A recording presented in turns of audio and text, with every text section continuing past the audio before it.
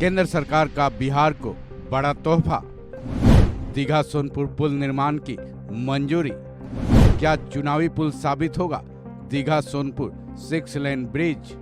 केंद्र की मोदी कैबिनेट ने बिहार की जनता को एक बड़ी खुशखबरी दी है। खुशी की खबर यह है कि केंद्रीय कैबिनेट ने बिहार के गंगा नदी पर एक और पुल बनाने की मंजूरी दे दी है। ये पुल पटना के दीघा से सोनपुर के बीच गंगा नदी पर बनाया जाएगा। अच्छी बात यह है कि ये पुल 6 लेन होगा। इस पुल की मंजूरी मिलने के बाद अब जब ये पुल बन जाएगा तब ये बिहार के गंगा नदी पर दूसरा पुल होगा।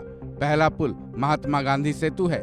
इस पुल के निर्माण के लिए कैबिनेट की मंजूरी दिए जाने के बारे में केंद्रीय मंत्री अनुराग ठाकुर ने बताया। तो बिहार में दीघा से सोनपुर जिले के गंगा नदी पर 6 लेन केबल ब्रिज बनाने का निर्णय लिया गया है।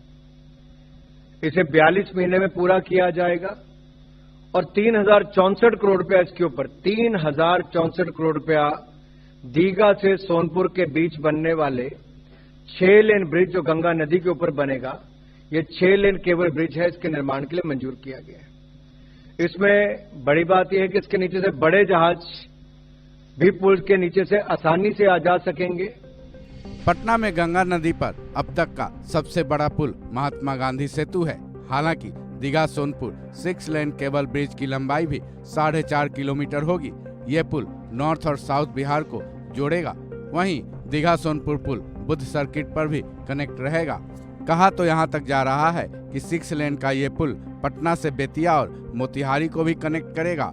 केंद्रीय मंत्री अनुराग ठाकुर ने यह भी भरोसा जताया कि इस पुल के बनने का मकसद देश में नदियों के जलमार्ग को बढ़ाने का भी है। साथ ही पटना से उत्तर बिहार की तरफ जाने वाले लोगों को सहूलियत भी होगी। इतना ही नहीं, इस पुल के बन जाने के बाद जेपी और महात्मा गांधी सेतु पर से वाहनों का लोड भी कम हो सकेगा। हालांकि केंद्रीय कैबिनेट में इस पुल के निर्माण की मंजूरी के बाद इसको तैयार हो जाने में 42 महीने का वक्त तो बताया गया है, लेकिन राजनीतिक हलकों में ये सवाल घूमने लगे हैं कि इस पुल के निर्माण का काम कब से शुरू होगा, क्योंकि उसके बाद से ही 42 महीने का वक्त काउंट किया जाएगा। सवाल ये भी है कि कहीं ये लोकसभा चुनाव के मद्देनजर राजनीतिक पुल तो नहीं है, क्योंकि अब जेडीयू के साथ बीजेपी का गठबंधन खत्म हो गया है।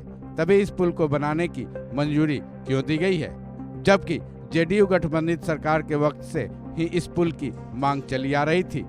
ऐसे में डर इस बात का है कि दीघा सोनपुर 6 लेन केबल ब्रिज कहीं चुनावी पुल बनकर ही न रह जाए।